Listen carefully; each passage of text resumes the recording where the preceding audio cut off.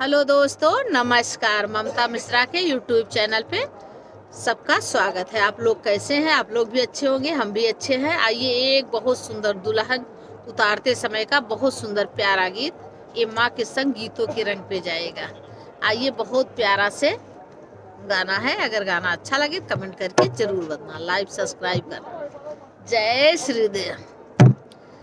पर चलिया हो दुल्हन धीरे धीरे, पर चलिया हो दुल्हन धीरे धीरे, पर चलिया हो दुल्हन धीरे धीरे। पर छन चली है सासू सोहागिनी, पर छन चली है सासू सोहागिन। पर चलिया हो सुपवा धीरे धीरे, पर चलिया हो दुल्हन धीरे धीरे, पर चलिया हो दुल्हन धीरे धीरे। पर छना चली है जेठनी सोहागिनी, पर छना चली है जेठनी सोहागी।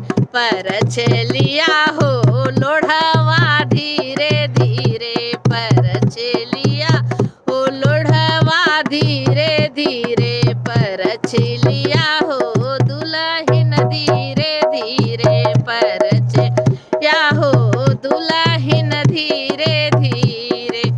पर छना चली है ननदी सोहागिनी, पर छना चली है ननदी सोहागिन। पर चलिया हो ढेलकी धीरे धीरे, पर चलिया हो ढेलकी धीरे धीरे। पर चलिया हो दुल्हन धीरे धीरे, पर चलिया हो दुल्हन धीरे धीरे। पर छना चली है गोतनी सोहागिनी, पर छना चली है गोतनी सोहाग।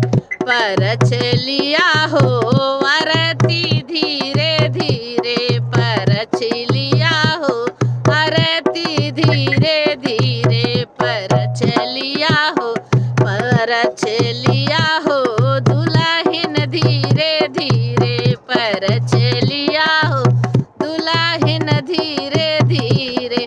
जय श्री राधे राधे। दुल्हन उतारा भैया और बताया कैसे गाना बा। जय श्री राधे राधे। सबसे नमस्कार।